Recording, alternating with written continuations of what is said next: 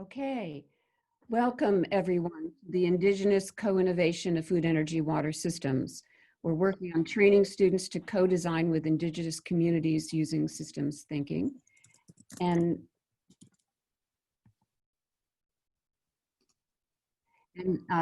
this workshop is hosted by the National Traineeship Program at the NSF.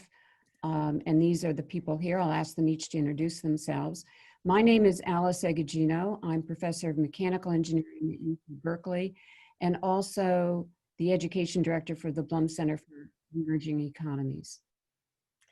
Good afternoon, everyone. The name is Maya Trotz, professor of civil and environmental engineering at the University of South Florida and director of the collaborative NRT program, Strong Coast.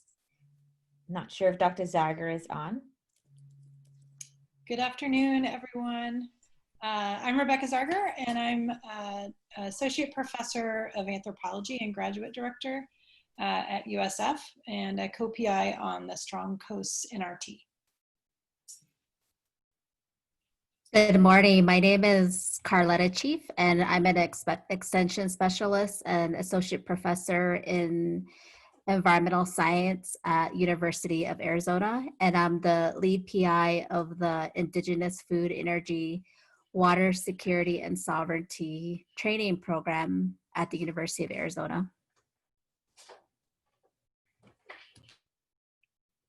Don, are you there? Do you want me to introduce myself? I've helped with this programming of this workshop a little bit as collaborator with Carletta in our FEWS collaboration with Dene College. I'm an associate professor in the School of STEM, and I have 9 students participating this week with the workshop because of a grant we received from National Science Foundation from the Teacup program, Tribal College and University program. And we're happy to be here, and it's going very well. Thank you. Okay, thank you, Don, and the other hosts. Just wanted to go over the goals of the program are to network and develop strong relationships with people interested in research with and within Indigenous communities, understand the context, develop and identify best practices, identify funding opportunities, and the ultimate goal is to develop solutions, submit proposals, and implement. We started out with a deep understanding of context, challenges, and best practices up to this point. And you can see some of the sessions that we did Monday through Wednesday.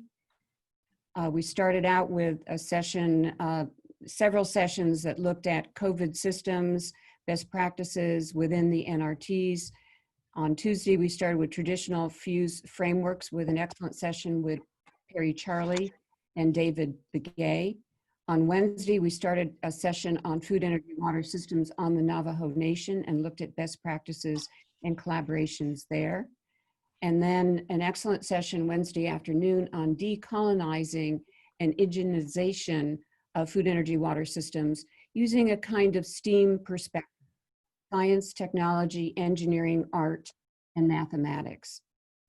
We ended the day on Wednesday with a session that provided networking to the undergraduate and graduate students who are going to be moderating and note takers and pretty much running the session, the first session this morning.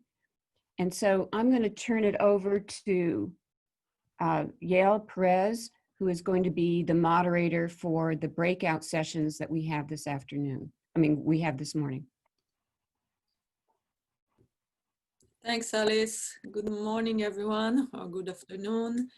My name is Yael, and I am the FEWS coordinator and a researcher at the Blum Center for Developing Economies in UC Berkeley.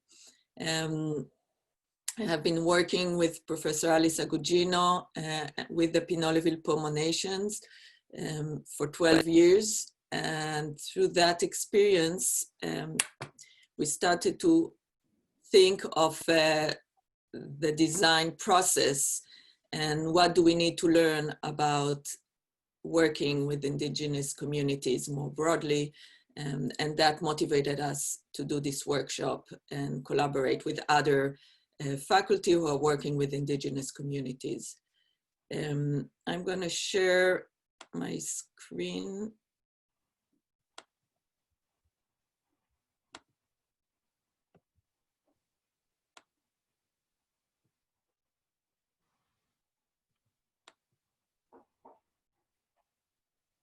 Can you see my Yes, looks good. screen? Yes. Okay. So the idea of the workshop today is to start looking more deeply into the process of design of innovation with Indigenous communities. And when we're thinking of innovations, and we're thinking very broadly and design and innovation very broadly. So it doesn't need to be an engineering system necessarily, but for food, energy, and water system, there are other aspects that need to be designed. So it could be a methodology, it could be a policy, it could be art and culture, and we discussed some of these in the past few days. So we want to understand better what does it mean to do these design processes, specifically with Indigenous communities.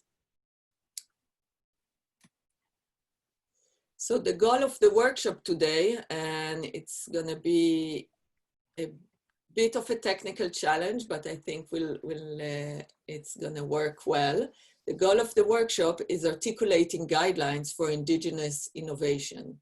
So we want to answer the following question as we divide into separate sessions. What characteristics are important for the process of creative thinking, design, and innovation within and within Indigenous communities? When designing innovation at the nexus of food, energy, and water system, who should be included in the design team? Who should be consulted? So it's not always people that are always part of the design team, but within the process, there could be people that need to be consulted.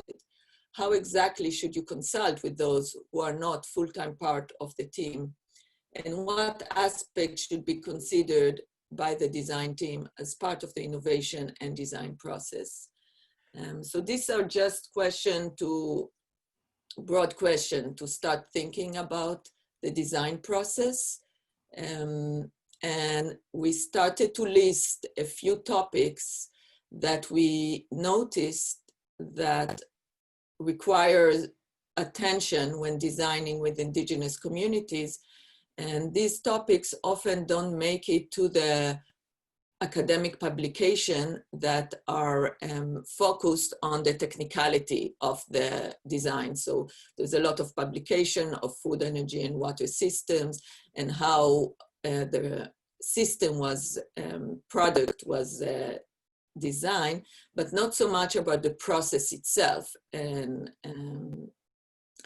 so we want to go over that list, and we're going to have a separate room for each, a separate Zoom session for each of these topics.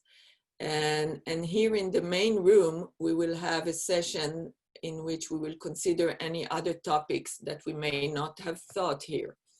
And I'll go over each of the topics, and later there'll be a list. And you're gonna, each of you, in order to choose what topic you want to focus on, we need to do separate Zoom. We cannot do breakout room within that Zoom. We need to do separate Zoom, and we're gonna have a separate Zoom link for each of these. So the first session is sustainable food, energy, and water systems. And this is where you would consider how sustainability should be considered in the design of FEWS with Indigenous communities.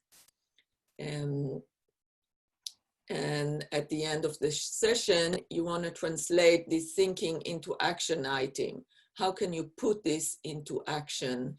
And when you think about it, and that applies to all the different rooms, think of what you as an individual want to do to contribute to that topic. Not so much how we as a society, but how each of us, wherever we are, and we have people here from community partnership, from a community representative, from nonprofit organization, and from academic organization, and student and faculty. So each of us may have a different role that they want to take into action. The second aspect is health and well-being.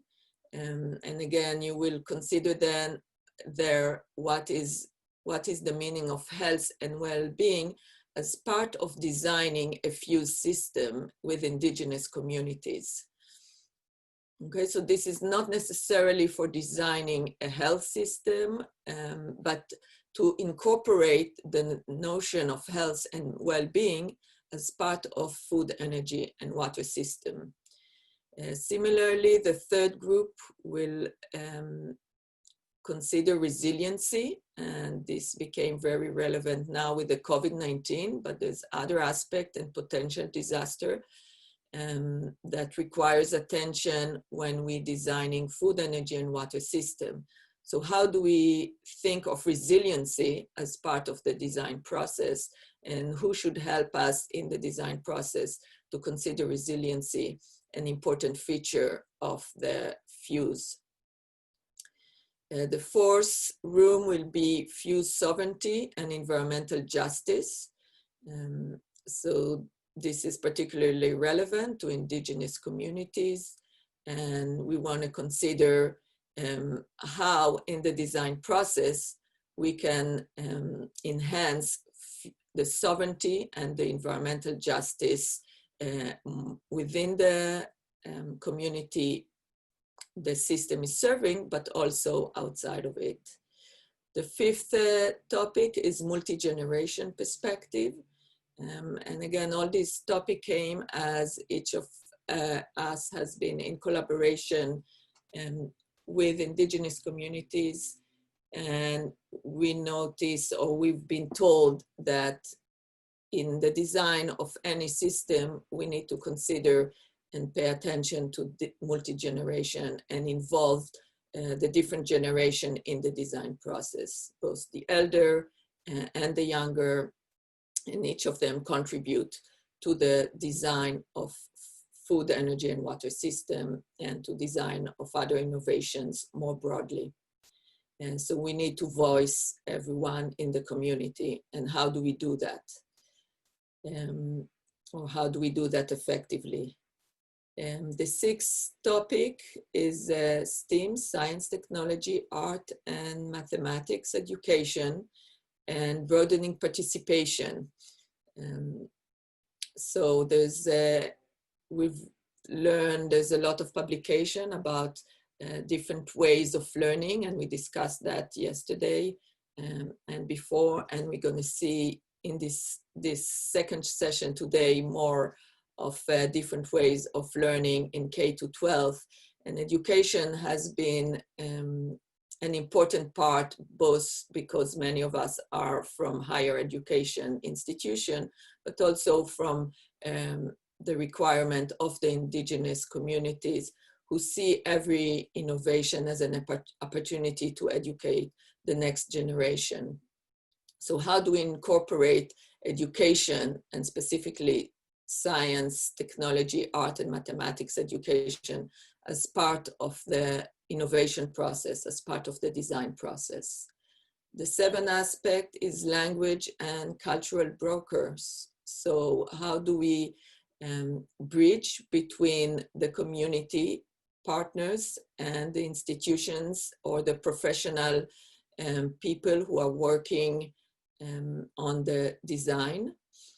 And what is the role of language and the Indigenous language in that process? So we all here speaking mostly English, but we heard different languages throughout the workshop. And how do we understand the meaning of the language as part of the innovation process? The eighth topic is digital transformation in access and development. So this has been also very important throughout this specific conference, and the COVID-19 constraint and having to do that online, and realizing that there are communities that are underserved in terms of the digital connectivity. So we will have a group discussing how can this be part of the design and innovation of any food, energy, and water system. And then we want to consider other topics that are uniquely relevant to the work, design work with Indigenous communities. So these are the topics, and each will have I'm going to list that soon in the chat. But I want to mention before that each room has already assigned a moderator, which is a student from one of the campuses, who will help moderate the discussion and write a summary. We'll have note takers, so students who are taking notes and documenting the discussion. We have faculty advisors in each of the rooms, and we have the captionist. Unfortunately, we won't be able to have a captionist in all of the rooms. So these are the 6 rooms who will have captionists for those who may need that. So this is listed here, and this is just a reminder for the to turn the caption on for the moderator. Each of the moderator that was assigned need to remember that. And we have a folder that is up and live with an archive, and it's open to everyone, and each session, separate session, has a Google Shared Doc under the Thursday, June 18 panel notes. And you will see them listed here. So there's the guiding principles 1 to 8. So you can, the moderator can open that and take notes there. There's a document for the note takers that they can use to write their own notes. And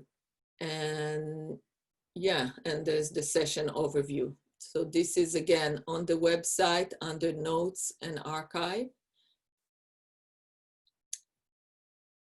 And if you all go to the session overview, you'll also find the links, but I'm going to share them in the chat. And before we move to that part and close the session, I want to ask the moderator to log out of this Zoom and open their Zoom, so that will be open for all participants to join. Yael, could we see if there's any questions? Yeah. Before we leave? Yeah, no, that's my intention. I want to open this up to question here. And while we do that, maybe the moderator can go and open the Zoom session. So before the moderators go, I'm sorry to interrupt. Before the moderators go, please, moderators, make sure you have your Zoom link set to record. We want to be sure that we are capturing these sessions. And that you include the API in the shared Google Doc as we discussed. So we have captionists for 6 sessions. Yes, okay, thank you very much. And then one other comment, the moderators will be summarizing their session when we come back to a full session. If you would rather that someone else do the summary, be sure to identify that person at the beginning of the session. I wonder if we should introduce the moderators. Sure, so let me stop the share. And so that I can first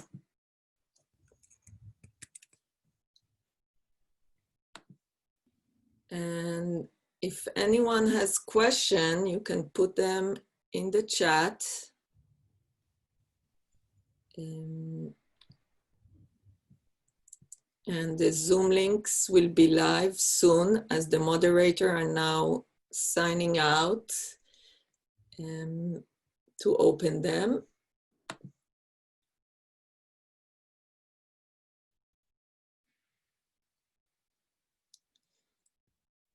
So on the topic of sustainable food, energy, and water system, we have Chris Yazzie as a moderator.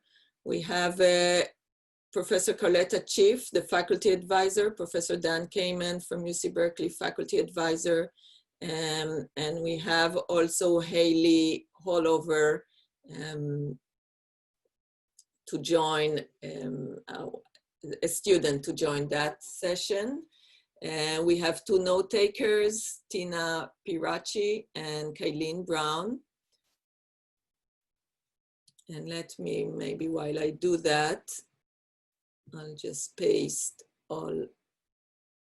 Okay, and I could do the introductions. The next session is Health and Well-Being with Ciara Lugo, who will be the moderator, and Don Laurent will be the note taker. I think that Ciara wasn't able to join at the last minute. And She's going to be able to join part of it, it looks like. Yes, she's here for the beginning at least. So she's going to start that session. But we may need some help later on in the session. We have faculty advisor Paz Gutierrez and Don Robinson and note taker Larissa Nez. So are you ready, Yael, or should I keep on doing this? I pasted half of the topics. Okay, so resiliency to COVID-19 and other pandemics is the third breakout session with Melissa Jacques and faculty advisor Maya Trotz and Rachel Dzombak.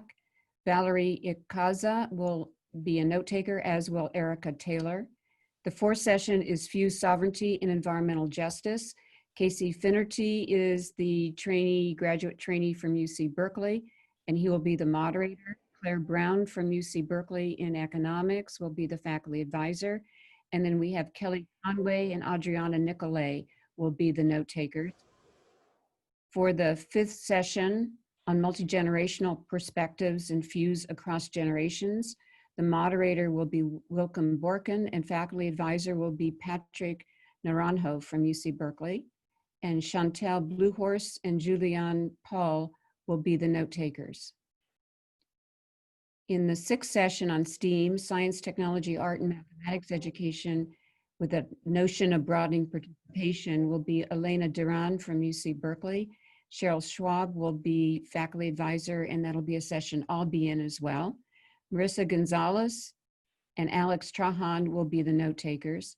And most of these note takers are from either University of Arizona or Diné College. The session 7 is Language and Cultural Brokers with Erica Desi. Faculty advisor is Rebecca Zarger. Is Erica there? How do you pronounce her name? I thought it was Dossie. I'm not positive. Oh, Dossie, okay. Larry Moore and Rebecca Waller will be the note takers. The 8th session is digital transformations in both access and development. So opportunities of the internet in collaboration with Indigenous populations. The moderator will be Sandra Bernal. Oops, I lost my. Sandra Bernal, and we'll have a few faculty advisors there. Matthew Potts from UC Berkeley. Reddit Abibi is a new faculty member, and then Shadi Hassan from Virginia Tech. Note takers will be Barbara Quintana and Kyle Boyer. And then Yael Perez is going to moderate just an ad hoc session. If you don't like any of the other 8 ones, join that one and start your own session. And Zoni. If you think there's other topics that need to be considered in design with Indigenous communities, please stay with me here. Okay, and so has everyone, do we have questions that we need to answer here? So I see a few questions. So could someone please share the link to the website with the notes taking. So I'm going to put it now. And then we will have access to the notes from the other session. Yeah, the point is to share all the notes from all the session so that we don't, no one misses on other. And also the sessions are recorded, all the sessions are recorded and will be shared, but that will take a bit more time to process and put it, to make it available online.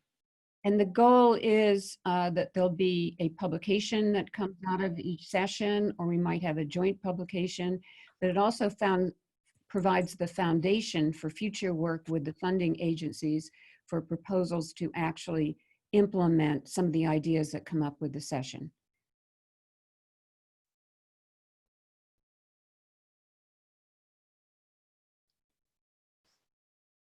Yeah, at the end of the session at 11:30, in an hour, we're gonna come back here all together and the moderator will present their summaries, and tomorrow we will have them in a slide and present them again so we can discuss them with the panelists of tomorrow's session and think together about action items and how to move these forward. And what time should everyone get back? It looks like Pacific time, it's 11:30 to noon. Yeah, it's 11:30 to noon, and then 12:30 Mountain Time and 2:30 East Time. Okay, any other questions? I see we have the link up, so you pick which session. I have a question, guys. I'm sorry. So I just tried to copy and paste the API link for the closed captioning into the table here, and it just gave me this huge Zoom link. It wasn't like a little code or anything. Is that normal? A Zoom, yeah, it is a long Zoom link, exactly. Okay. That's and what it is. What am I supposed to do next? Or do you do everything with that? Yeah. That's it. And the captionists are they have all the information. They have the access to this file and they'll take it from there and they should join you within a few minutes. But I don't send that to anybody? No, they come and take it from here, from the shared doc. Wow. Okay. I That's did one fabulous. Yeah. Okay, any more questions before we all leave? I have started the breakout session with Christopher Yazzie as moderator and Dr. Carletta Chief as faculty advisor. So people are joining that already. And I'm going to jump in and out of various rooms. So people, if you see me in your room and you have any issues, I'm the person to ask. Yes, Carletta. Oh, to say bye. Okay. See ya. Thanks. I have a question. Sorry. Yes, Paz. Yes, for the health and well-being, I sent both of you a question, but the moderator, Chiara Lugo, if she needs to leave, who is to take over as her moderator? Great question. She's supposed to select somebody. She can be there at the beginning, but there's a fire in her area. And so ask her to select an alternative host. So Paz, she and I just talked about that. Well, we just texted about that, and she is going to address that first thing in your breakout session. So if you're the faculty advisor, perhaps you could volunteer or, you know, facilitate that assignment of a co-moderator who's going to be responsible for the report out.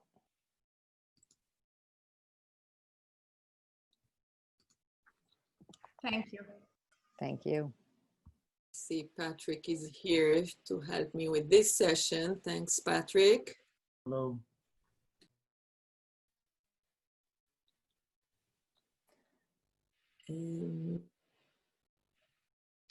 So Amy Pierce said the password for the main session doesn't work for the breakout session, because each session should have a different password. So it will be on the document that, or in the chat that I'll send out.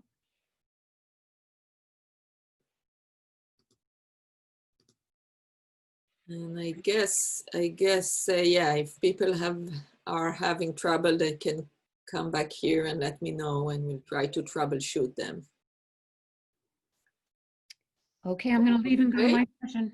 Bye. Okay, thanks, Alice. Any other question? And feel free to unmute yourself.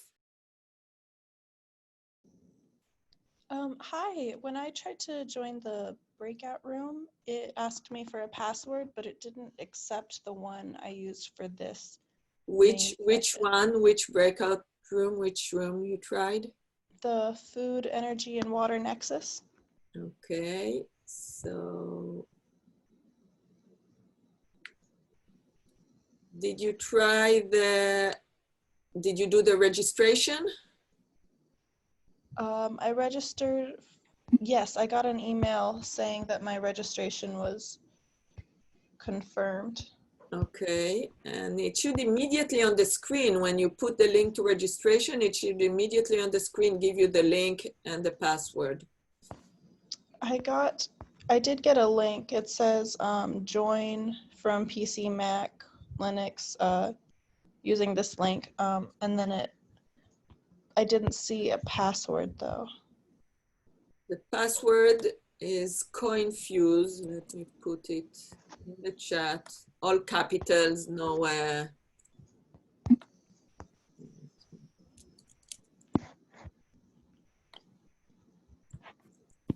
So I put the password now for the first session. Thank you. I appreciate that. Okay. All right, I'll head there. Thank you. Thanks, Amy.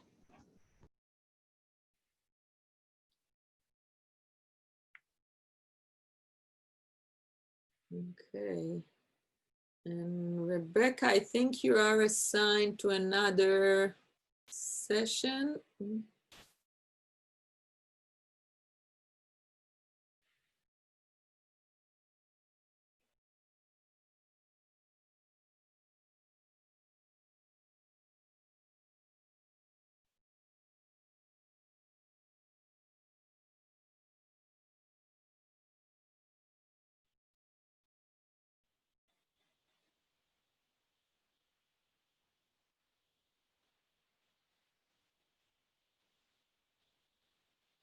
Okay, and we're gonna try and see who do we have here that is actually staying.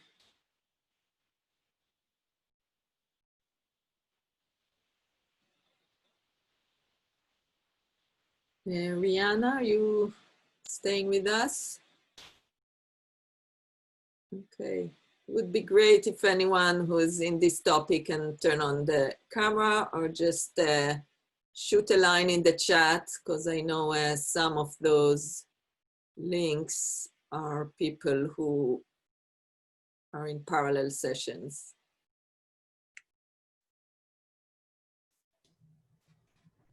I wanted to introduce myself, if that's helpful, Yale.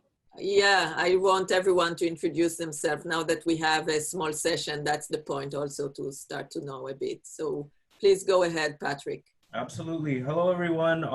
My name is Patrick Naranjo. I'm a tribal member from Santa Clara Pueblo, graduate from Haskell Indian Nations University, and the incoming director for the American Indian Graduate Program at UC Berkeley. It's my first year being on campus and also in a virtual capacity, but I just wanted to introduce myself on behalf of AIGP as a resource, and let me know if I could be of any assistance with any questions, concerns, resources, or any information that you would like to hear about Berkeley's Indian Graduate Program or myself. Thanks, Patrick. And I'll ask you to do that again, maybe at the end of the main session, because we have a lot of students in different sessions, and it would be great that they'll know you. Suzanne, do you want to go next? Please. Hi, me. Yeah. I'm Susan Sterrett. I'm a professor at History and Philosophy of Science at Wichita State, but I have an undergraduate degree in engineering, and I worked in engineering, and I worked as a systems designer. So one of the things I'm working on with a colleague of mine in geology who works on cleaning up acid mine drainage is thinking about more broadly in terms of what we mean by sustainability of a system, thinking about what kind of waste gets generated, like where what if you include where the filters go and things like that. We're trying to think about the value of using biotic materials, that is things like seed husks and things that would be biodegradable. So that's kind of, yeah, I just kind of wondered if anybody else is thinking about that. But I actually don't know anything. I'm trying to learn. I really don't know anything about, I know very little about Indigenous communities, but it does seem to me that in our university, we're locked into thinking about cost and emissions. And it seems to me that if we're going to get beyond that, we need some, it'll be because people care about something more than sustainability in those narrow ways. And that was kind of my interest in learning about your program. Okay. Thanks, Suzanne. We have Rihanna.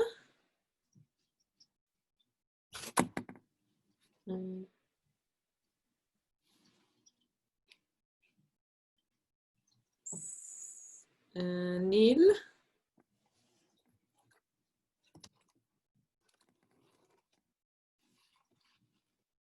And Barbie 000 iPhone.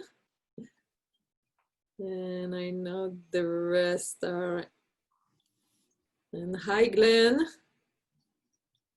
You want to introduce yourself?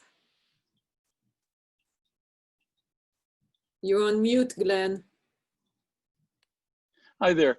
My name's Glenn Yago. I'm based at the Hebrew University School of Business in Jerusalem. I've been teaching as a visiting professor at Berkeley at the business school and working with the folks at the Blum Center. Yeah, well, I was just trying to get to the other one. The password didn't seem to be working for the University of Arizona link. Okay, I see your comment now. This is for the first session with Dan Kamen, yeah. Sorry to bother you, I didn't mean to. Yeah, no worries. That's why I left us here. So I just sent someone there and she didn't return. So Amy, so I assume with that password, the FEWS capital, right. Did you use the registration? Did you do the registration? I think so. I'll go back and try again. Okay, but make sure you don't use, I think if you use just a shortcut, like just the Zoom link without the registration, maybe it won't work. Maybe you need to. Okay, my apologies for disturbing you there. Yeah, and let me know if it doesn't work. Thank you. I don't want people to fall in the virtual space. Right, thanks.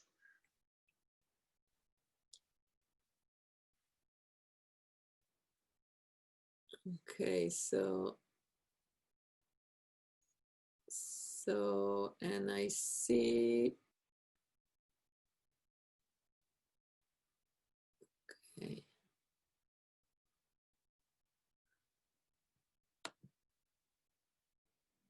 Okay, so it sounds, I'll put a chat message.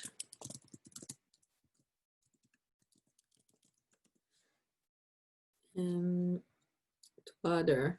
But what I want to, so we did a list, and I think it's a good, even in this small crowd, we have a good balance between understanding the unique aspect of working with Indigenous communities. And I know Patrick has experience also in the design process and different projects.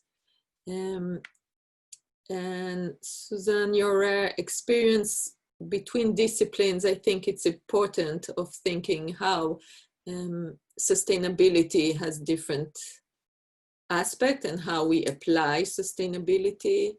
And then we can take it from there to indigenous communities and think together, okay, what is the overlap of the two? And there's there's a lot. So I'll try to open just yeah,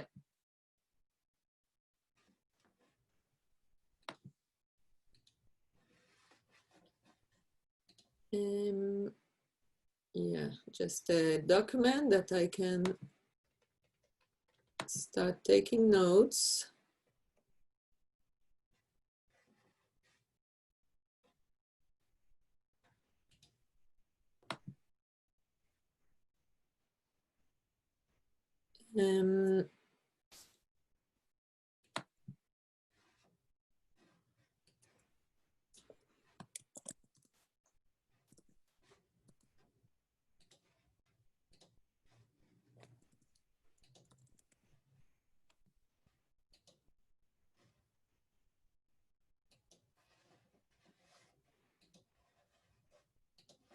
Okay, so I'll think again. So when we thought of our design work, and I think in general in the engineering discipline, there's more and more openness to think beyond the pure scientific and to understand that even when we're not working with unique communities, we still need to think more broadly about the social aspect, potentially even yes, social media and digital realm help that move forward to think about the users, and the user can be very different, and how do we think? So I went to, when I want to specialize in the design process, I went to classes in different disciplines about the design process, and some disciplines have a broader and more holistic approach to their design, and some have embedded user-centered philosophies, because they know they will not sell if it's not embedded, if the user are not thought about. In architecture, it has been, my discipline is in architecture. My design education is from architecture. So there's different, I guess, fields of thought about how much you need to incorporate the users, and needless to say, different architects have different philosophies about it. So it was interesting for me to learn also from other disciplines. And as I've noticed and talked to, hi Cara. Hi, quick question. Is Patrick with you? Yeah, Patrick is with me. Okay. Hello. Hi, Patrick. I'm Cara. So I was just in the session number 5, which is yeah, I don't know why multi-generation perspectives, and we have Patrick listed as their faculty advisor. So and they only have the moderator and the 2 note takers in the session. So there are 3 humans in that session right now. And we just had the conversation about maybe it's better for your experience to join a different breakout session. So Patrick, as the faculty advisor, what would you recommend they do?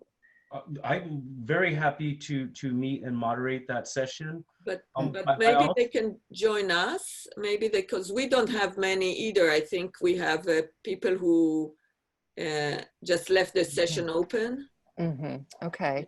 So maybe they can join here. And then you guys can address some of the multi-generational stuff and as part of your discussion. Yeah, because I know they were like, William signed up for that session lickety split and he was excited to discuss it, and so are a couple of the other students. So I will recommend that they jump into this session and maybe leave like an away note for anybody who tries to join later. Totally cool. Okay. All right. Thanks for troubleshooting. I'm going to give him that advice, right? Thanks. Yale. Hi, Steva. I also wanted to mention, Yale, that if it's helpful, I could also discuss some of the efforts behind the Desert Sunrise project in relationship to dialogue today. I'd love to hear about it. I think so. In our notes or in the session, we want to list first relevant background. But again, since we're kind of a fluid topic, we may not have specific background, but would be great to still list if you have some reading that you feel is relevant to thinking about more broadly about design. And then we want to share experiences. So just experiences that each of us have with designing and designing with communities and designing with Indigenous communities. And how do you need to think more broadly about that? Absolutely. I will send the project, the PDF over, resend it over email. So let's, I think let's create, because I'm afraid let's create a new Google Doc and I'll share it here.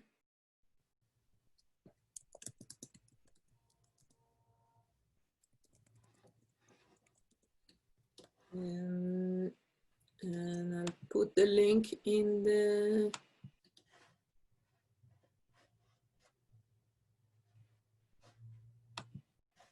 we can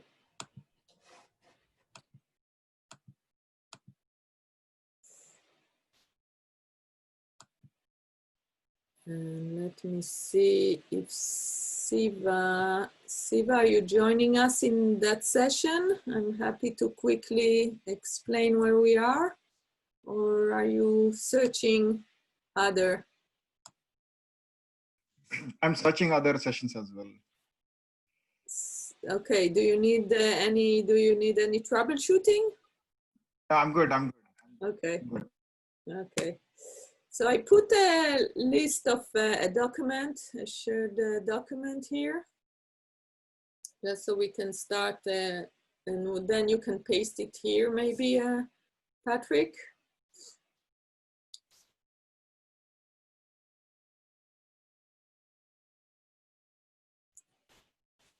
You're on mute, Patrick, yeah. Sorry, it's a fairly large presentation via PDF and I had sent it over email. Let me see if I can figure it. I see, yeah, you're right, but okay, I'll add it there and maybe just tell us a bit about that. Absolutely. So, you know, I think broadly to start the conversation and also, you know, with current events, a lot of the application within these spaces, right, utilizing Native community epistemology and then institutional scholarship, right, is creating meaningful application for both Native students, tribal communities, and also the academy, right, that reflects, you know, good work within these spaces. And really, these kinds of opportunities, if you will, are fairly new within post-secondary or Western institution. Native people, Native communities, we understand these things as a part of our identity and our culture.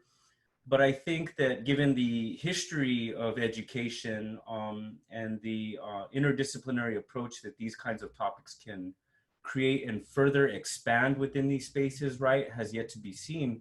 And so it gives individuals like myself, you know, at Berkeley, Native students, Native professionals, opportunities to create this work, right, with things that are more meaningful with our culture and the communities that we represent. And that happens to take shape, you know, with water, food, food sovereignty, I mean, you name it. There's a lot of cultural components that can reinforce the science of these efforts moving forward.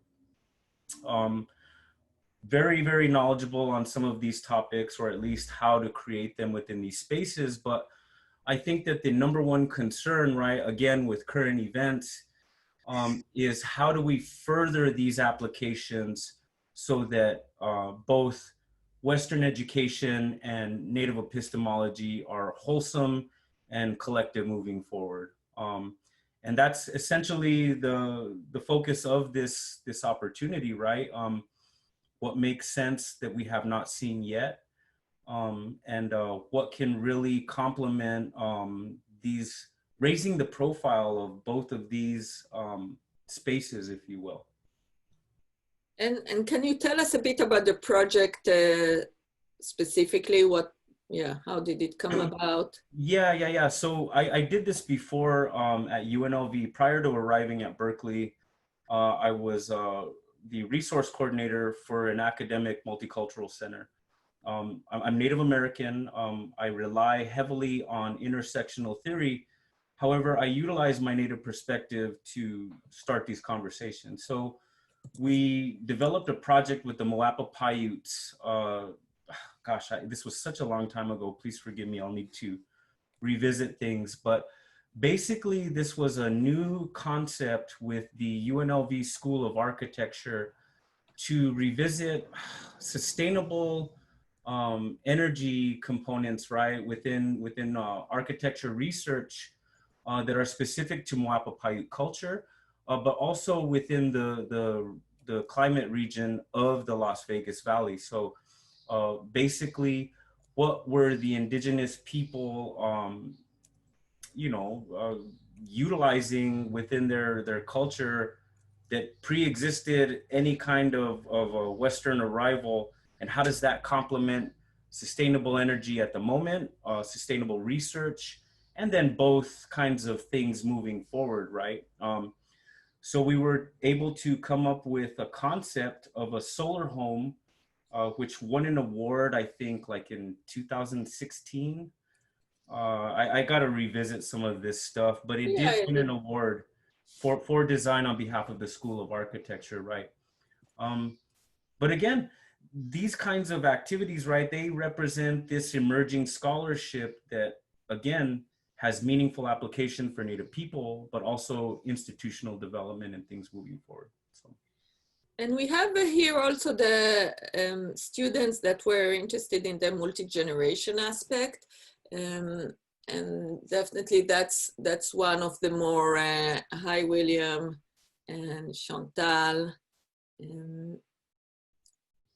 And that's one of the, so maybe William, share with us and why did you want to join that topic, or is there any other topics that you think relevant? And just introduce yourself. Sure. Hi, I'm William Borkin. I'm a master's student at the University of Arizona in the Soil, Water, and Environmental Science program. And I'm interested, my research for my master's project is going to be about uranium mining and transport through fractured rocks. And I know that the Navajo Nation has a long and difficult history with uranium mining, but as part of that, I'm interested in the food, energy, water systems that are affected by these modern extraction technologies. And what I really want to do is understand how the peoples in those areas have adapted to the landscape and used it through generations. So my interest is in like traditional ecological knowledge, and also how like the valuation of resources has affected the ability for people to inhabit like a dynamically changing and always arid landscape. So I'm sorry I missed your introduction, Professor Naranjo, but yeah, hope that was somewhat clear. Could you maybe, I guess, expand a little more on your research question, maybe, or topic a little bit? Forms of TEK, tribal educational knowledge? Yeah. So part of the research that I'm doing is the goal of researching uranium transport for me is to bring that information to students on the Navajo reservation, where they actually have to deal with the realities of having contaminated water, and it's like a constant And struggle William, for. just Oh, 1 minute before, is Chantal, are you able to take notes? Just to make sure we capture, I'm trying to capture some of it, but yeah. Yeah, I can take. That would be great. I'm trying to capture some of it as well, but probably not as detailed. And yeah, and we don't have a captionist, so. So, hi, Yale. Hi, everyone. This is Selena. Hi, I work with Selena. Diné College, and I closely work with Perry Charlie. William, if you heard of him, yes. he would be a good asset to your research. He does the TEK with our class, and just little sessions that he does. It's like a broad information of what you are talking about right now. So he would be good to talk to, Perry Charlie, and he is with the workshop throughout the whole week. Thank you. Thanks, Selena. Selena, do you want to quickly introduce yourself? Are you staying with us? Yeah, I'll stay with you. I'll stay here. Sorry. Hi, Cara. Hey, everybody. So you guys are going to get some more folks. You're going to get Sherry and Larry and Becca from the Language and Cultural Brokers. And I hope Perry too, because that session was also not particularly well attended. Okay, though I think it's okay to, yeah, to do very small group as well, but yeah. Yeah, I think there was no moderator for that group. It was just the faculty advisor and 2 note takers. So, Okay, so I hope they'll be joining you shortly. So I want to say, William, that it was, you know, when we listed multi-generation, I had something different in mind. And then when you brought it up, it's different. So I think that's by itself is great to broaden our understanding of multi-generation by itself.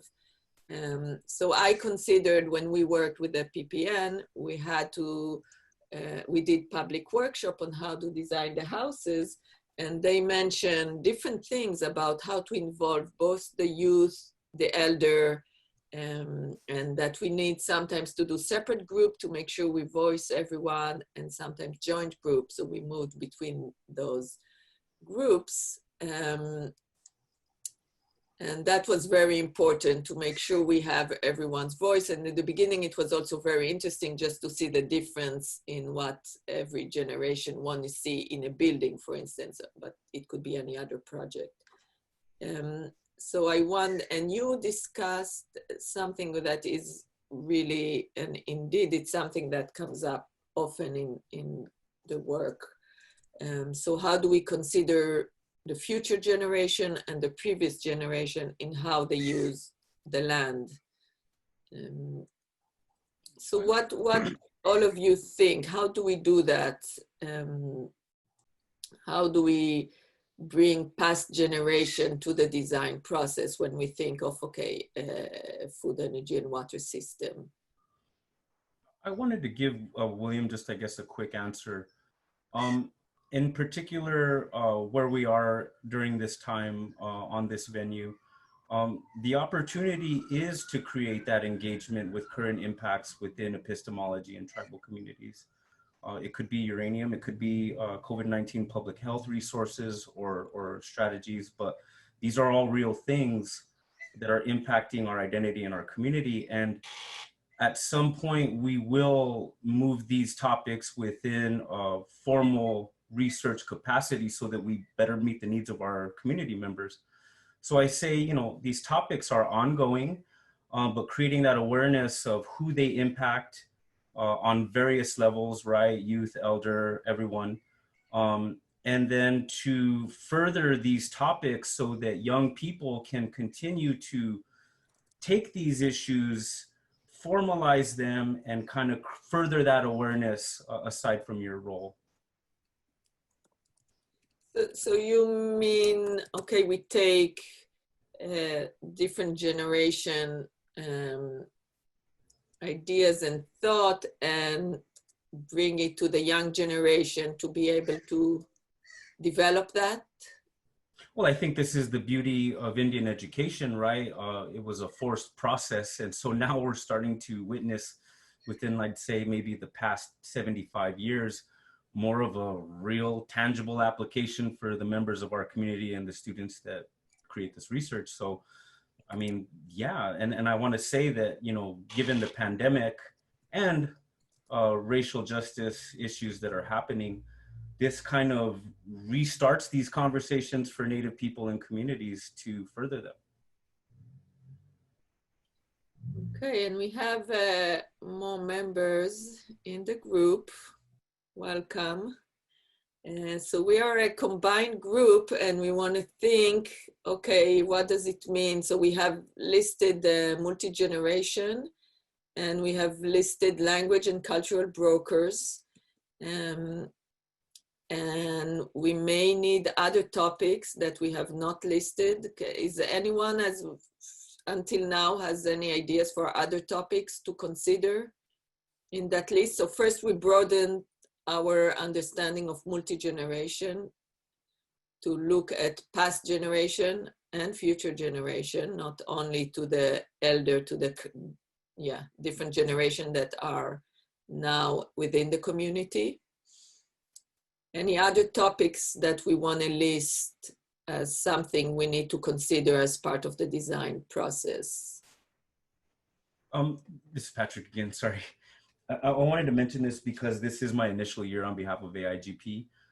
The idea is to formalize institutional support within these kinds of research and within these spaces. And so, you know, however we can craft an institutional commitment to diversity for Indigenous peoples is the idea.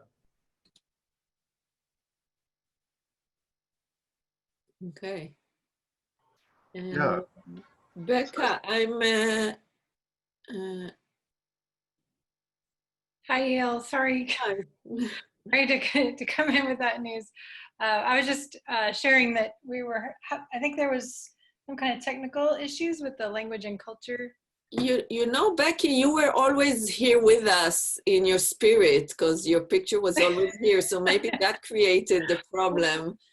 Well, maybe I was on my phone though. I was trying to log in. Yeah. So I'm not sure if this session is going or not, but I was a solo participant when I was able to log in. So okay, no, but we have more from your session. I think, yeah, I think so some people moved over to this one, maybe. Exactly. Okay, great.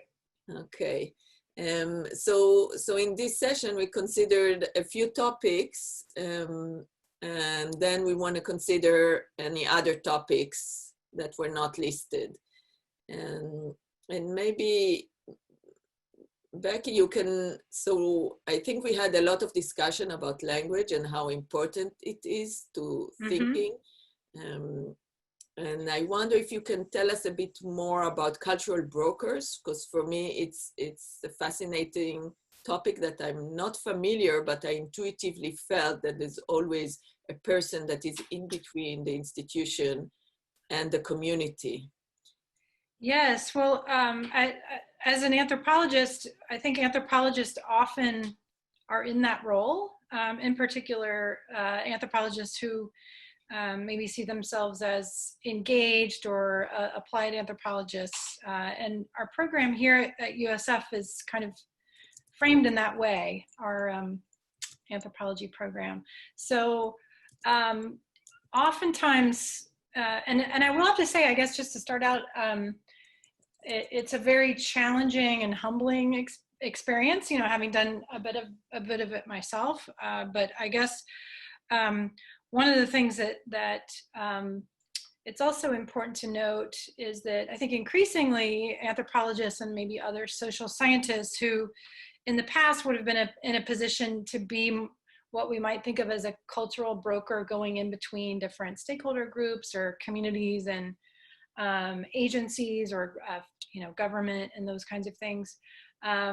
Increasingly, anthropologists are more interested in ways to create space but remove themselves from that interaction. And so in the sense of rather than being kind of a mediator or going between groups, to figure out ways to assist in creating additional spaces for Indigenous voices and leadership and expertise to engage more directly with different stakeholders. So, for example, in research that I've done with Maya communities in Belize, I wouldn't consider myself a cultural broker, but I think there are often Maya leaders and other Indigenous groups in Belize as well, who there are individuals who often fill those roles in their own communities, whether or not it's, anytime there's official dialogue between government agencies or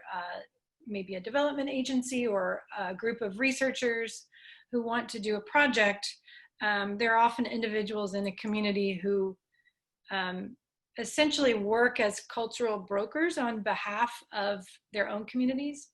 And I'm sure that you've experienced that, many folks on this list as well. Yeah, so I'd love to hear from more people about the community perspective on the cultural brokers.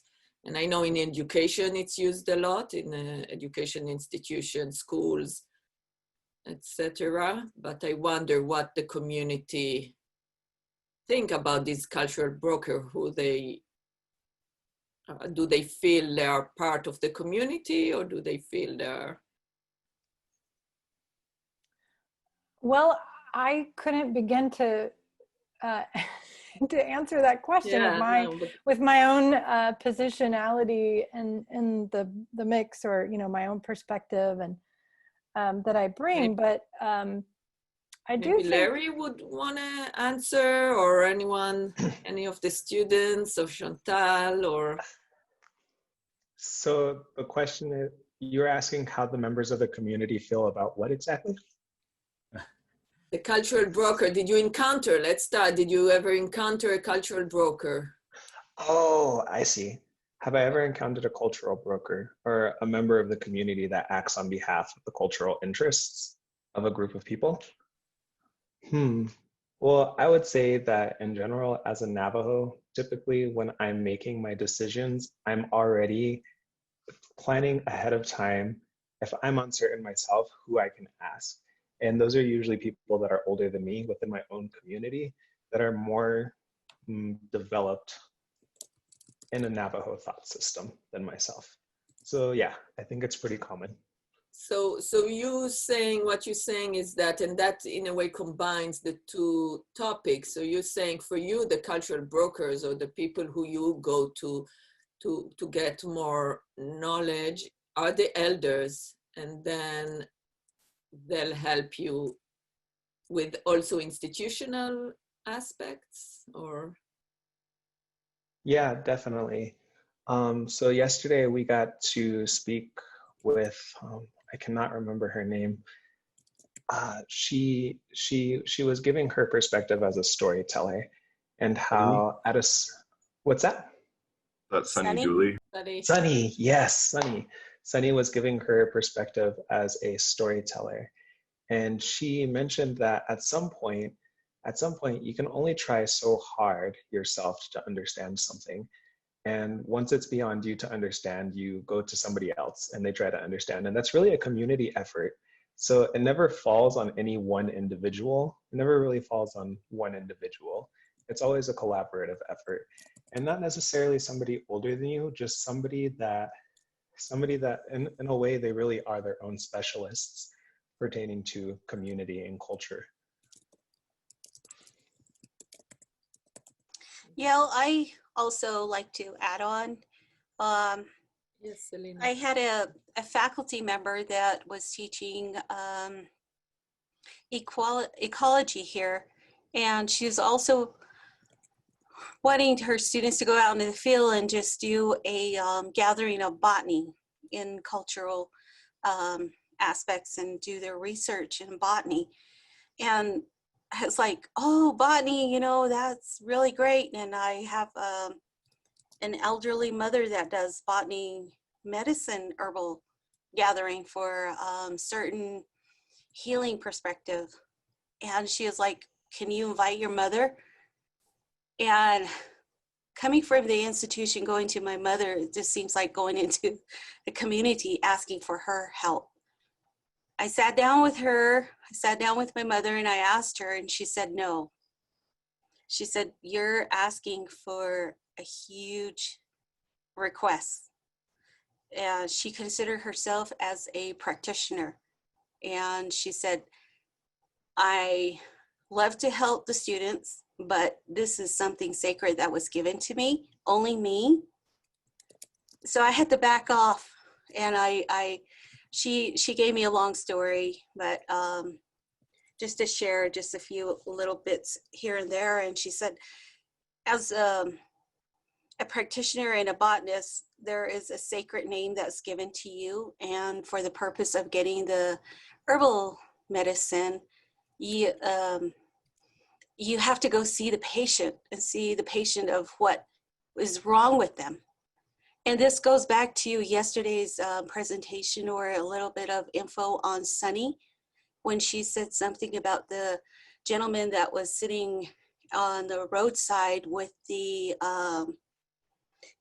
herbal of the medicine that he had with, she called it, oh gosh, I know she gave it a name. Nuppy, yeah. And that medicine, and she said it was drying out. The sunlight was drying it out. So those are all sacred herbals. And my mother was saying that you have to have a name, a spiritual name, and you're, as a practitioner, you give a spiritual name to the individual that is needing this medicine. So when the botanist goes out in the field, he or she does a prayer and gets the herbal. And that's how the herbal medicine works. So there is a cultural barrier. And I was trying to explain it to my mother. It's like, well, this is for a class. And she wouldn't, I wouldn't break her. She wouldn't go. She wouldn't go into the classroom to share the knowledge that she had. So I just wanted to share that. That's fascinating. And then it makes me wonder if we should add a topic of sacredness, of spirituality that we didn't have. Oh yeah, yeah. This is Patrick. One of the things that I guess I kind of wanted to mention, and thank you, Rebecca, the idea, right, is to also further incorporate what the fields of archaeology and anthropology can further embrace from Native epistemology. And again, using a forced systematic approach, right? A lot of these topics, a lot of this information or things that identify and reinforce who cultural brokers are, I guess, is where the opportunity resides. And so, you know, again, these are all relationships, meaningful relationships that need to have tangible application, but also I think need to grow both sides of the field given the current opportunity. And I wanted to share that. Yeah, I would just like to echo the importance of, and I think it would be really helpful to think about the importance of terminology here as well. And it may be that maybe cultural broker is perhaps one term, but there might be some others that might feel a little bit more inclusive, or where you know, you're thinking about multiple ways of knowing and epistemologies, as you just said, coming together, and the power relations between these historically are very uneven. And I think one of the efforts of this workshop, and I think that many people share, is to upend those historical power differentials where Indigenous knowledge is at the forefront, making decisions, has autonomy, and is determining how that knowledge is shared or not shared, how it is presented and discussed in various venues, and those kinds of questions are extremely important. And in the field, I've done a bit of ethnobotany myself and written a bit about indigenous knowledge and how it has changes over time and Belize. And I think one of the most powerful things that I've learned is just how different types of information that is shared or cultural knowledge and practices vary a lot between families and individuals.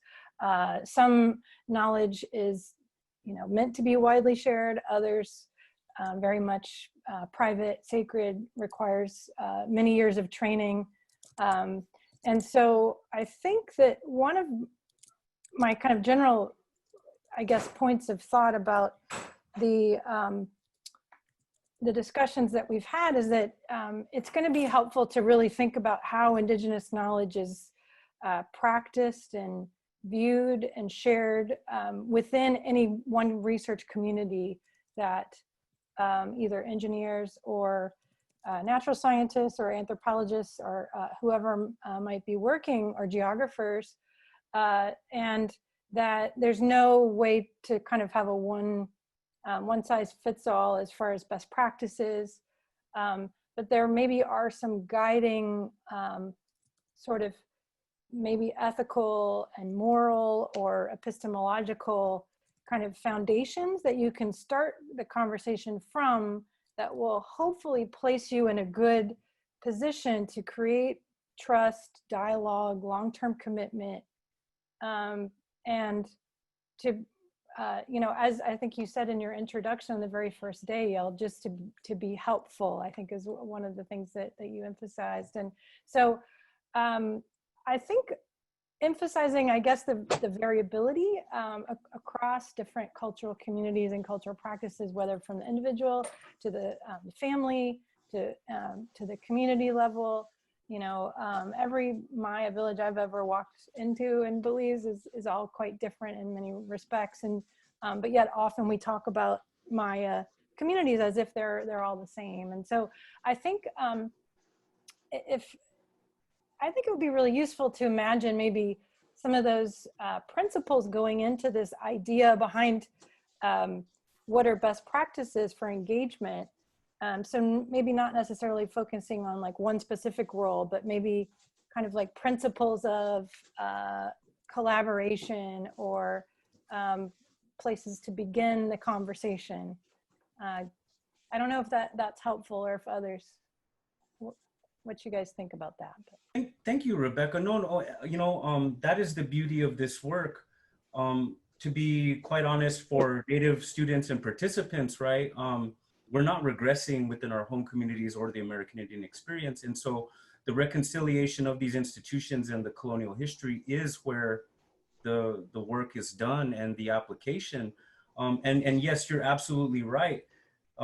Having, often a discussion that has not happened before, and moving that discussion into specific details that moves past this one size approach that has largely informed this colonial history, right, is where the work comes in. And I think that that's fair on reconciliation with both Western education, but also Indigenous peoples, and to create pathways for students such as myself, right, who embrace these kinds of knowledge systems and move them into, so we can see ourselves in spaces such as UC Berkeley. So how do we stretch the system, and especially the engineering system, where the main word we hear is scalability? So we want to understand variability and how things are very different across Indigenous community, but what we hear from the institution is scalability. How do we react to that? Or should we react to that? Because, I think that was part of where I was thinking about this, is that I think the point that there is no universal scalability here is pretty important as a starting, like, sort of part of the mission statement. But I also think that if you could have some of these principles underlie the approach, then it could inform, how you make how you co-design a project that respects all of these tenets that we've been talking about. And to me, I think that could be a one-size approach, is just saying there isn't one. You have to do the work to figure out how to create the process. And I do think funding agencies don't like, they ask you to say, okay, how much impact, how many people will be impacted? And then if you say, oh, this is for this specific unique community, we have it and we need a solution, that doesn't sell with institutions. So how do we overcome that? How do we stretch the institutions? What tools do we have to stretch the institutions to really focus on those differentiating details, rather than basically, you can call it colonize, you know, all communities with the same solution, which inevitably will not be a good fit for many. Yeah, we know from past experience that is not effort placed in a good direction. So I feel like I'm speaking too much, so I'm just going to be quiet. I might chime in for a quick second. So I used to work as an archaeologist in a cultural resources management firm in California and Colorado before that. And we had this issue on a lot of projects where we had some tribal communities that were involved in our consultation process and others that would opt not to join in, either because they didn't have enough representatives, like they were stretched too thin, they had other people working on other projects. But where I did see it work was, and it wasn't pretty, but it was really powerful when I worked on projects with at least 5, sometimes as many as 11 different tribal communities coming in and being involved with the project at some level. And they'd never like agreed across like the various aspects of the project. And the one I'm speaking about is a remediation project on the Colorado River near Needles. And it was a really important job that needed to get done because the aquifer was contaminated, but we had different representatives who had different needs. And my job as an archaeologist in that capacity was to sort of address and make sure that our project managers were aware that we weren't going to have consistency. We were going to have to listen and wait and make sure that everyone was at least okay with what was going on. So it's not, like Becky's right, there's no one size fits all project or consultation process. Like we're going to have to be willing to listen and wait, make sure that everyone feels like their voice is being heard. I like listen and wait as a tool and a strategy, which is, yeah, very counter, I guess, maybe my location in the Bay Area, which is not very listen and wait stimulating, but I'll add that. William, are you into presenting some of these notes to all? We're having everyone, I think, coming back to the main session. How do you feel? Yeah, I took some summarized notes from the part of the conversation I was involved in, so great. I'd be okay doing that. Great, excellent. And just, yeah, if you want, I would put listen and wait in that. Yeah, the other, I love that. One more word I would add would be iterative, in the sense that, or, you know, sort of circular, consultative would be another one. But I think that's the idea that you have long-term dialogue and a cycle. So if you say to institution, you have to listen and wait, I don't think they know what to do with it. But if you tell them, oh, it's an iterative process, it says in a way the same thing in a way that they can understand. So. Well, and I think one other thing to think about is scaling up is fine, but if you don't have the grounding and the local scale, then the rest becomes noise. It's meaningless. And so I think with a lot of the work we've done at USF, and I've learned a lot about scale from my engineering colleagues, but we tend to keep emphasizing this idea of groundedness or grounded in cultural geographical context, which is a very not very specific way of saying that it's grounded in relationships between people and their land and environment. And unless that foundation is there, then it's next to impossible to either create design interventions or technologies that work well for the people for whom they're intended to work well, or that can be scaled to other locations. So. Thanks. Okay. So slowly getting everyone back. May I also add one thing? Yes, please. So I went and I heard Kim Tallberg give a presentation once, and she said that we keep studying how to connect with the Indigenous organizations, but what if the Indigenous organizations turned the agency around and studied how science culture prevented them from listening? And so one of the things I study is, I'm an Indigenous person who studies how the science culture has trouble listening. And so I think maybe that the framework could be reversed as well.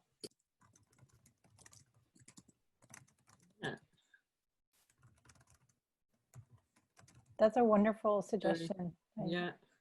It's a very interesting perspective. I like that. Yeah, I think scientists forget that science is just one other way of knowing, and the more we can remind them, the better, I think. Yeah. I am sorry that I'm distracted just cleaning up my notes, but yes, that's a topic that we discussed in our session number 8 in digital transformations. The barriers, the auto-imposed barriers in science that sometimes in terms of meeting the requirements of the grantee, you cannot address certain topics with the flexibility that you want, especially when you want to grasp the entire knowledge and context and not just specific keywords for your better understanding of what you're doing. So yeah, that will be reported. So I just wanted to jump in and tell you that yeah, so that's a barrier that we face when you really want to embrace as much as possible, but you can't. Thanks. And I'll share my screen as we slowly gathering everyone back.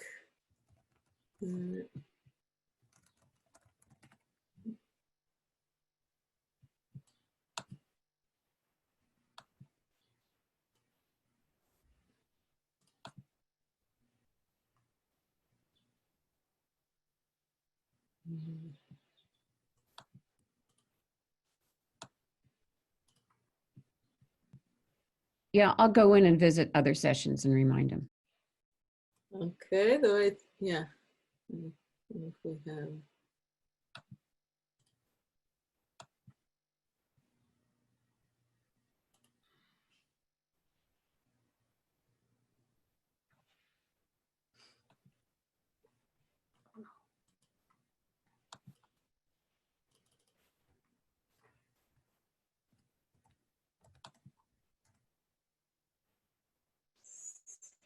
So, what are we missing? Do we have the first group, the Sustainable Food, Energy and Water System people in the room? Yeah, we concluded ours. We're here, or I'm at least here, but we ended ours. I lost my, yeah. Do you see the Go Zoom, everyone? Yes. Okay. The health and well-being people are back. Anyone from the health and well-being group? Are we missing them? Resiliency people?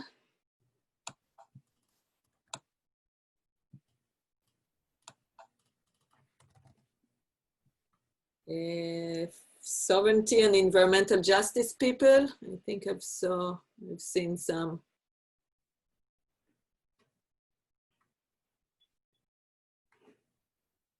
I need somebody from the sovereignty. I need to do the captions again.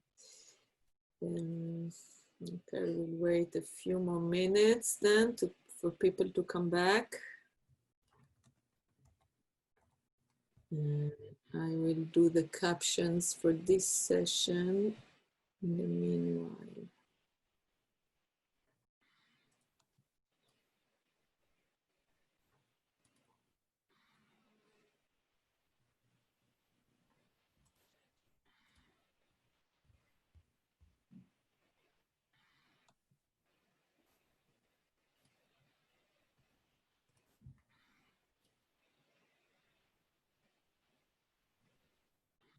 Hi, Yael. Hi there. Hi, this is Ashok.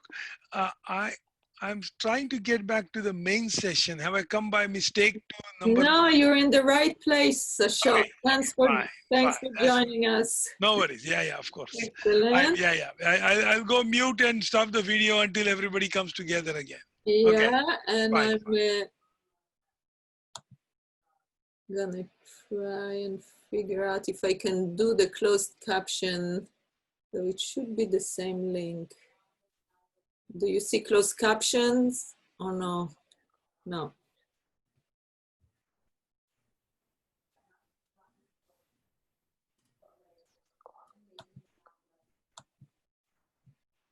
Okay, let me do it real quick.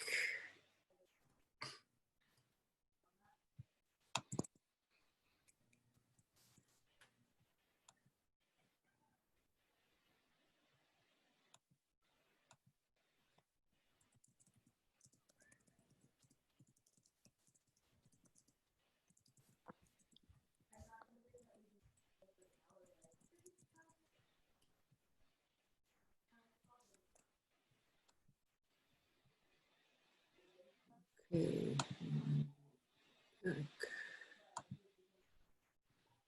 here and sharing my screen. So we're gonna do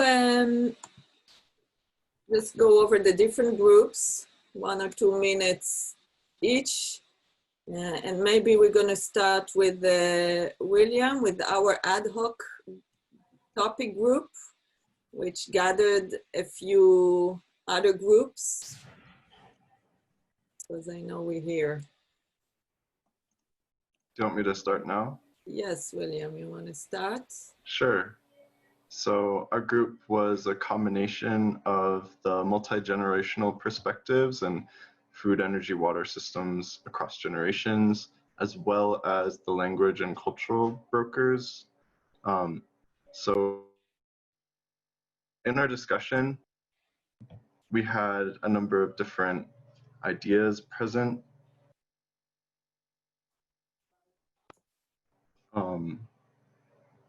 Mostly in the realm of like describing what it means to be a cultural broker and how that requires some level of intergenerational knowledge, because there's a disconnect between certain aspects of knowledge that can be shared and what cannot. And so by including these other forms of knowledge, we can both improve the dialogue and the representation of different generations and potentially different communities in a nation that's large.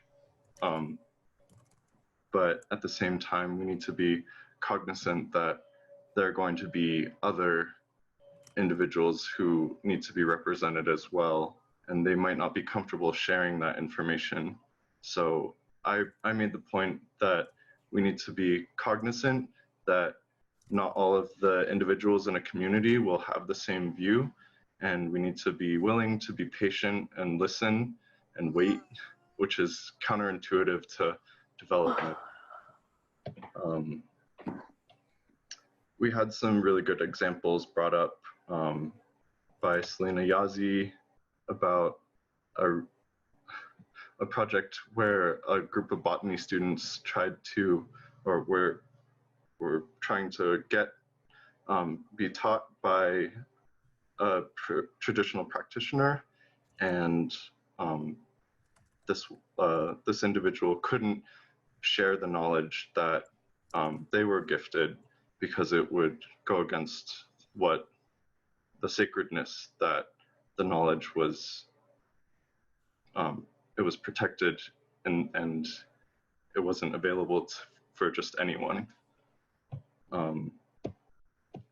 That brought us to think of spirituality and sacredness as another item that we didn't have on the list and should be there.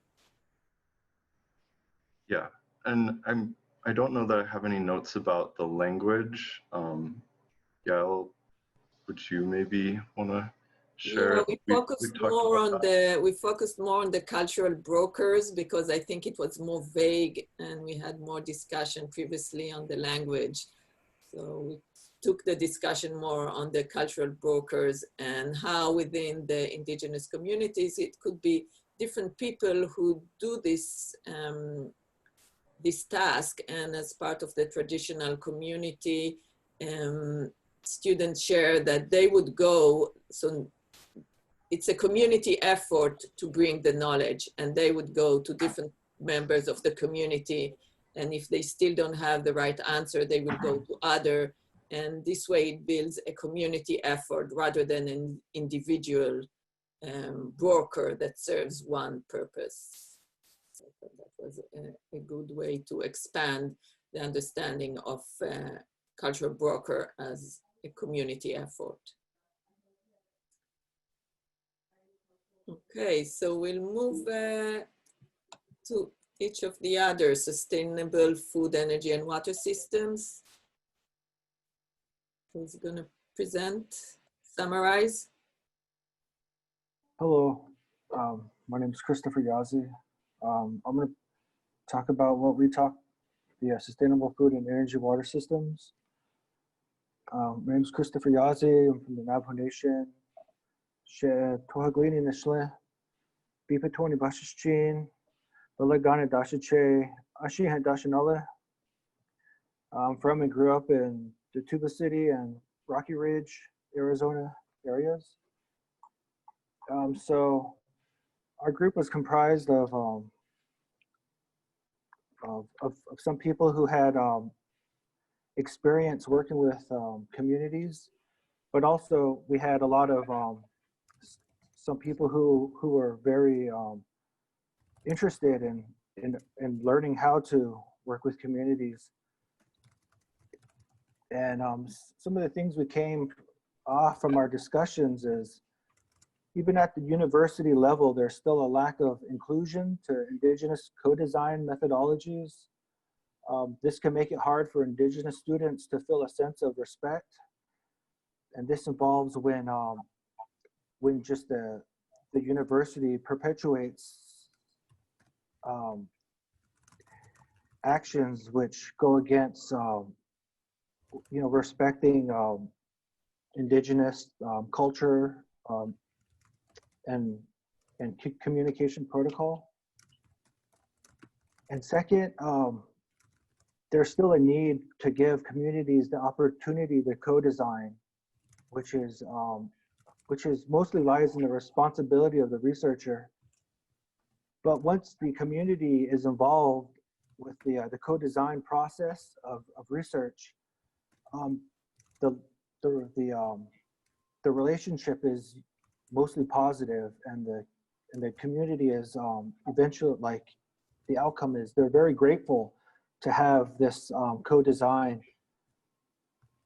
And a lot of this co-design with communities leads to long-term personal relationships with community members, which has been very fulfilling to people involved, both researchers and individual community members. And and just this co-design should be taking place at the community level, which is localized governments, but also this co-design should involve one-on-one communication with, say, like community elders, and the elders usually have most of the knowledge from the community. And of course, there is a language barrier, but that's something the researcher has to work through. And some action items that we discussed, which we didn't really get that far. You know, a lot of it was just trying to understand where we're coming from. But Community Act, an action item is that a lot of communities, they want to know if their natural resources, such as water, land, is contaminated. So that's, I think that's what a lot of communities are struggling to comprehend and understand. And that is pretty much all we had time to talk about. Thank you for this time.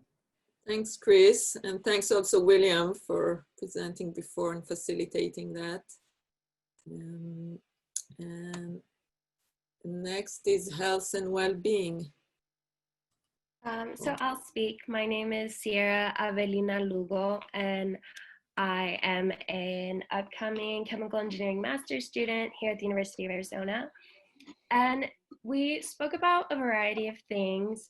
Mainly what we spoke about was different programs that were implemented that have been implemented and that can be in terms of health and well-being.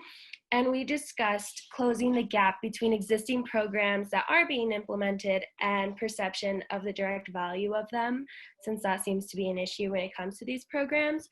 We also discussed seeing the relevance that material culture has for both health and well-being. Oh, sorry, repeated that. Because they play an opportunity for rethinking the role of design and innovation given the community and the culture and just the land that they are on. And then we spoke about transforming how we think about design and the decentralization of FEWS systems.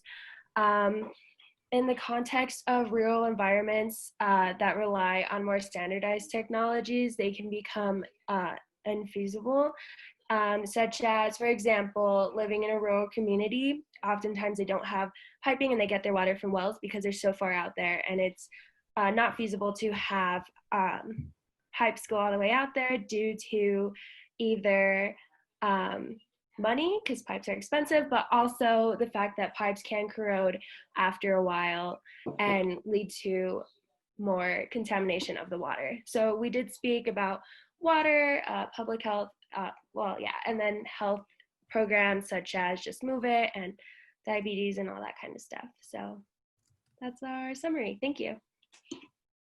Thank you. And we have our next one, resiliency. Could I ask one question to Sierra? I hope you're okay. I understand the fire is still in your area.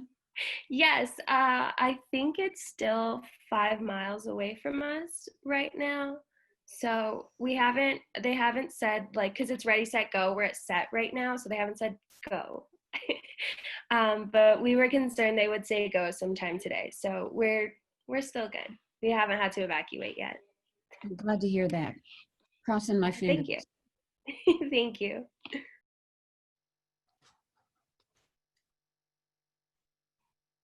Thanks. And so the resiliency team?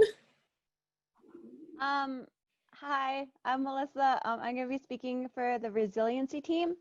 I'm a student at UC Berkeley, and I'm half white, and I'm born for the Folded Arm Clan, and my Nully's clan our paternal grandparents' clan is of the Bitterwater people. And so, as everyone knows, COVID is a really touchy subject. And so in the beginning, I wanted to highlight, we highlighted issues with health concerns, issues with the flawed system basically, and how COVID has highlighted that. in addition, we started to talk about the importance of bridging that gap between science and communities and how difficult that can be, whether it's students and stuff like that, and how it can be a double-edged sword. Science, or like previously outsiders have come into Indigenous communities and have brought destruction, and how to bring things to Indigenous communities in a beneficial way and a win-win way for both people, and how a person or a translator from that community is so beneficial to work with when working and doing research in those communities. And so having someone that speaks Navajo, having someone from that community or wherever else you're doing that research in, as well as we talked about the importance of representation within academic spaces, and how important that is to continue that resilience and continue feeding into the next generation.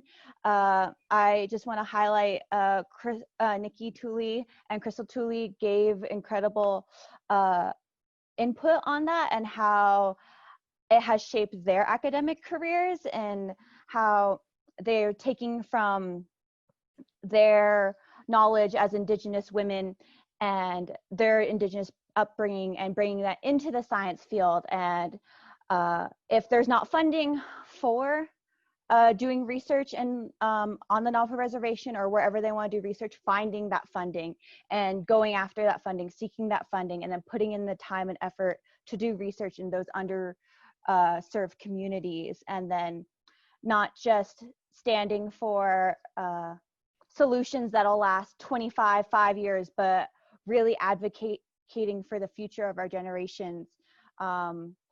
Indigenous people, we always want to preserve our communities and our language and our culture. And so instead of thinking 50 years, thinking 100 years, and how we can preserve ourselves and continue to survive. But not just through academia, but having that balance of academia and culture, and the importance of that in research areas. We went a little all over the place, but we had a really great discussion. I just also want to shout out Dr. Gad Gadil from UC Berkeley. I thought we had a really productive conversation, and yeah, also stay safe, everyone. Thanks. FEWS Sovereignty and Environmental Justice. Hi, my name's Casey Finnerty. I'm a graduate student in environmental engineering at UC Berkeley, and I'll be talking kind of about our discussion about FEWS sovereignty and environmental justice. We had a lot of great examples of people kind of working or trying to work in this field, including experiences with NGOs in Belize, mining operations in Guatemala, and working here in the US on traditional wildlife management. With regards to challenges, this has been brought up before, but just kind of we delved into the heterogeneity that exists within single groups that may kind of ascribe to a single identity, but there are a variety of different opinions and perspectives within those single groups, and really understanding that can be a challenge, but it can also be an opportunity. We felt that by kind of engaging and kind of mapping out these different perspectives and understandings and skill sets and knowledges, that would be pretty much the only way to really develop a robust solution, and also kind of increases the ownership of that solution moving forward.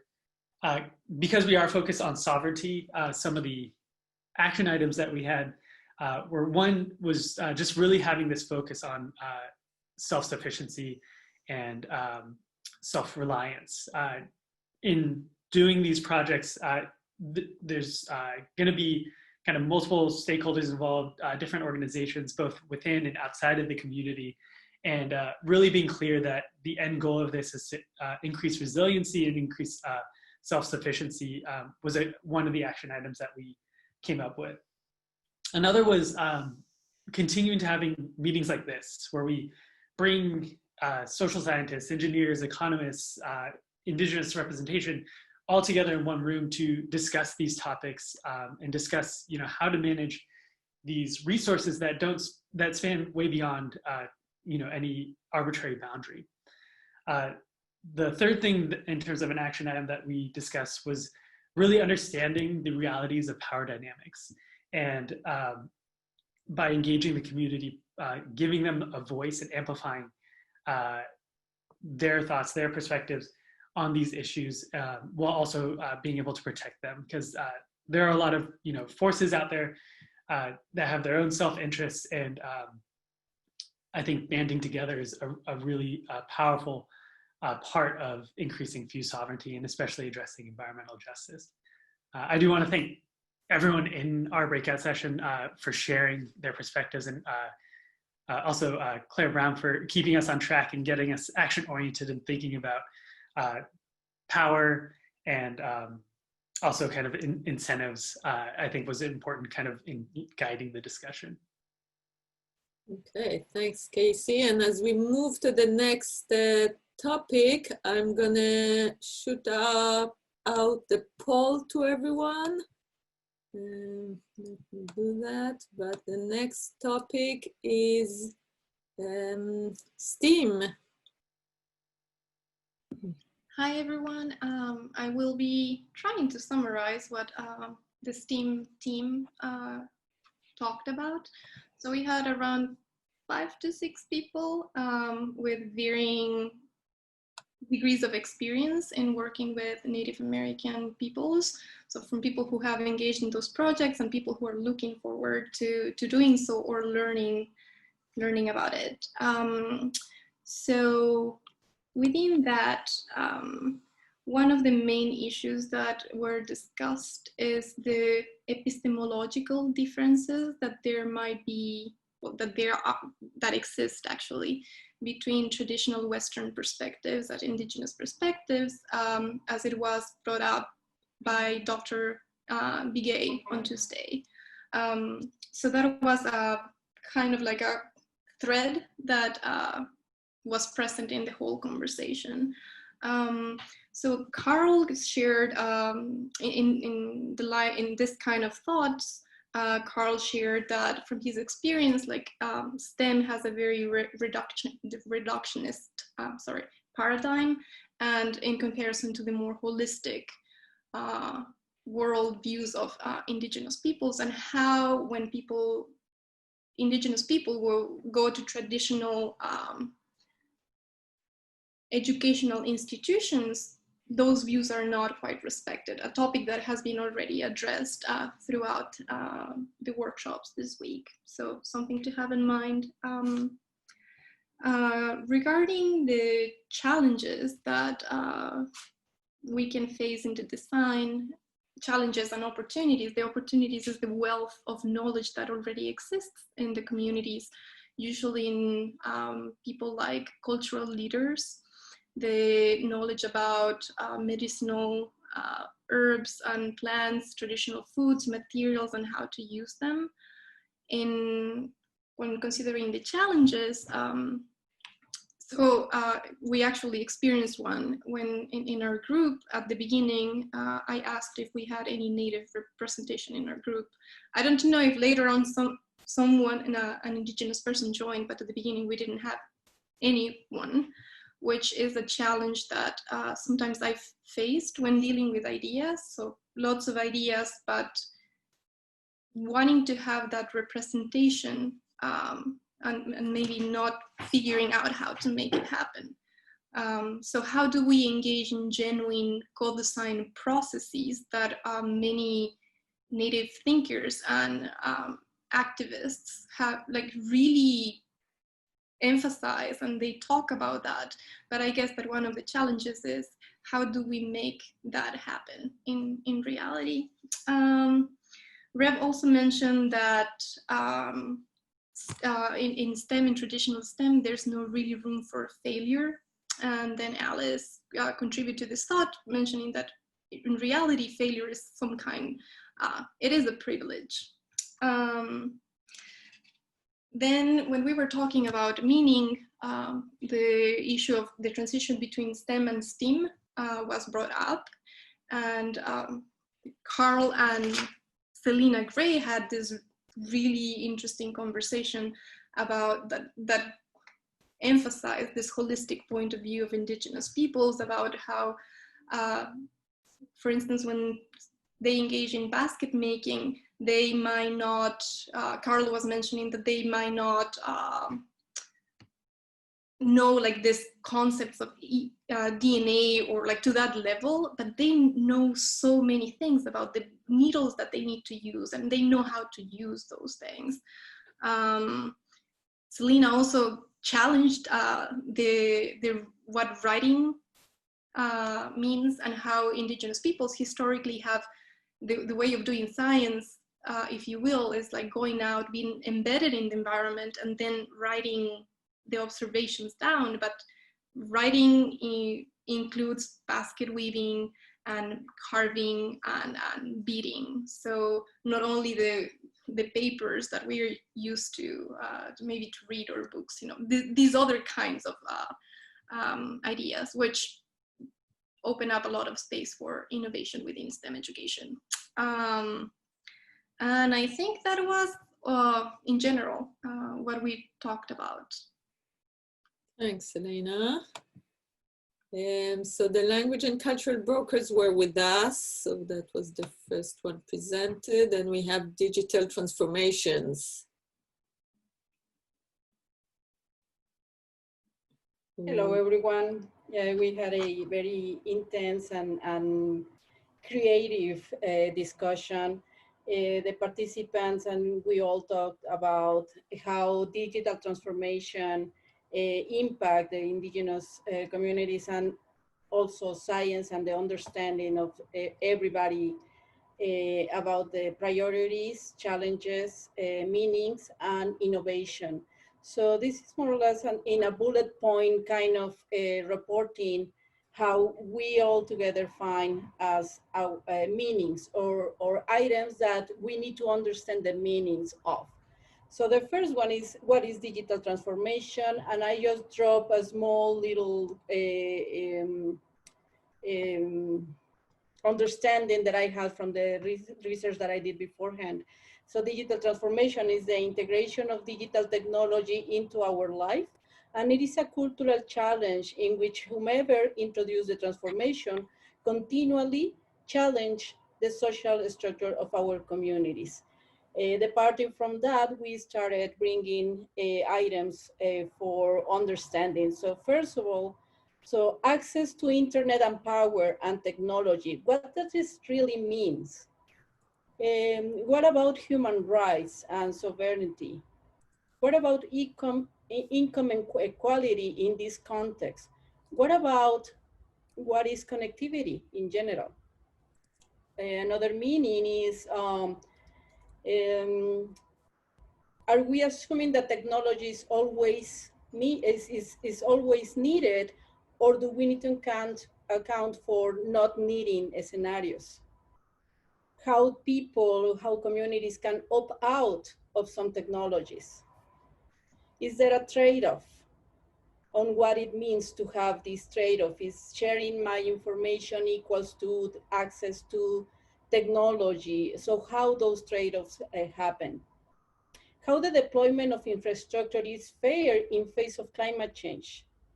What are mapping issues? What is access to the grounds and the lands an issue for infrastructure, or the deployment of infrastructure?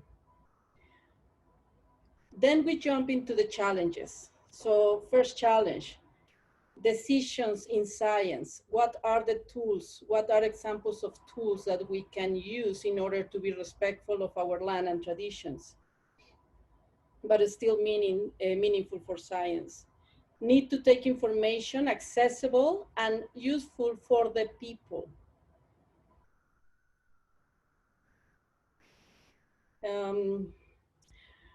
How to identify the failures of our structures in general. how to really get into a conversation or a scenario when we can talk about respectful of cultural elements, being respectful of cultural elements. So in that regard, it will be from the people who are failing of considering those cultural elements, how we can enter to discussions and that we all are aware of what will be those cultural elements that we need to respect. So in order to all together move forward. It is technology a distraction, or it is a cultural value now? Another challenge is, are we losing humanity to the use of digital technology? And that's it for the challenges, I believe. So therefore, we started talking about action items. And we have plenty, which is very good in terms of how to contribute to this discussion and these panels. So the first action item is we need to engage in processes in order to solve problems and focus the tools and the skills in solving something together, I think. And that was from the examples that the experts and the participants brought to the conversation. How to create or how to bridge the gap that we have in communication. So we need to do it now. We need to approach a problem and do it now, close that bridge. We need to limit the complexity. So the language complexity and the actual implementation complexity in order to be accessible to all. Looking at the storytelling. So how storytelling can be included as part of the social science, but also accountable for all other areas. So it is actually a way to communicate and a way to be respectful, but also to account for the valuable knowledge. Curate and disseminate knowledge about technologies and services. That's another action item. Making, again, information accessible. We repeat it over and over, so I think that was very valuable. Looking at existing communication methods and improve accessibility to all those that already exist. So there's a common ground that we can discuss around. Open more fields of science to the methodologies that Indigenous people brings. That was going back to one discussion before that I interrupted as well, that it talks about how to make the real data accountable and not only the current hard methodologies to be the ones collecting. Another action item, how to disseminate knowledge as of right now in easy and not complex languages or jargons. Approach to technology and innovation. Again, simplify complexity. Data gathering data in a way that is both fair and accessible. And center the experience of Indigenous who they have addressed already those challenges, so collect the knowledge and the experiences so we know how to move forward instead of going back and just repeating the vicious cycle of not knowing and then not considering into the process of planning for infrastructure deployment and digital technologies into our life. Out of that, the only one point that we discuss as part of the innovation that we need to move forward with is storytelling. The storytelling as the show and tell and transfer of knowledge to be accountable for different fields of science. We think that that's the part that the world need to understand and use better. And I welcome, as I told everybody in the session, if any of the participants, note takers, or faculty representatives want to add something that I forgot, please. Thanks, Sandra. And yeah, that's nice to close with because the storytelling definitely came in our session as well, and I can imagine others. And this is just to say that all those topics are definitely not standing alone, and the idea is really to have them all together as part of a design and innovation process, but it was more useful to discuss each of them separately. So I want to thank everyone for participating in the session. Everyone with their different roles. And I'm very glad that the technology was working with minimal challenges, but everything eventually worked. And oh, I should have one more slide. Yeah, and just encourage you to join in a bit less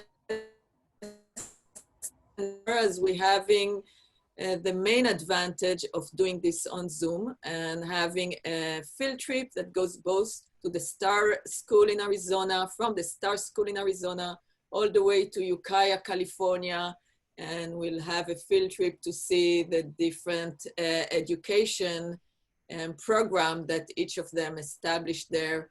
The Star School is also a whole off-grid school. So there's a lot of food, energy, and water system to be presented. And I'm looking forward to that as well. It's gonna be windy in the Star School in Arizona, so just be prepared. And yeah, and I know that Patrick Naranjo wanted to do a quick welcome to all the students. Patrick, do you wanna still do that now or later? Yes, hello everyone. My name is Patrick Naranjo. I am a tribal member from Santa Clara Pueblo, graduate from Haskell Indian Nations University and UCLA, and the new incoming director for the American Indian Graduate Program. Recently completed my first year here on campus, but just very excited to join the university. In UC Berkeley, just to mention, to make sure everyone understands that you're in UC Berkeley now. UC Berkeley American Indian Graduate Program, arrived via UNLV, but just really happy to join the conversation and service Native students here at Berkeley. So thank you, everyone. Also, I'm a resource available here for anyone or any questions, so please reach out. Okay. Okay, that's all for today.